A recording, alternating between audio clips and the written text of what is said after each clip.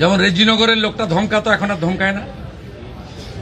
এই যে আগের সরকার থাকতো ধমকাতো যে আমাদের ভোটে সরকার করেছি, এখন নরম নরম কথা বলছেন। হুমায়ুন কবির যতক্ষণ বেঁচে থাকবে কোনো মুখ্যমন্ত্রীর ধমকিকে চমকিকে ভয় পায় না।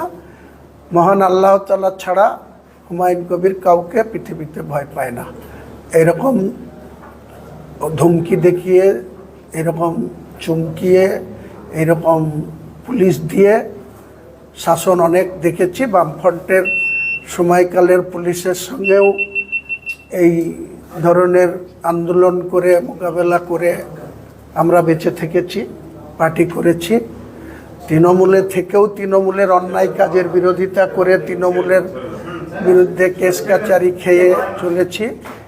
আবার বর্তমান বিরোধী হিসাবে সেখানে মুখ্যমন্ত্রী ক্ষমতার বলে যা খুশি তাই বলতে পারেন, আমি তার কথার কোনো কাউন্টার করব না। কিন্তু তিনি কথায় কথায় যে দাম্ভিকতা দেখাচ্ছেন, তিনিও ঈশ্বরের সৃষ্টি, আমিও ঈশ্বরের সৃষ্টি। কোনো মানুষের এত অহংকার হওয়া ভালো না, এটাই বলবো।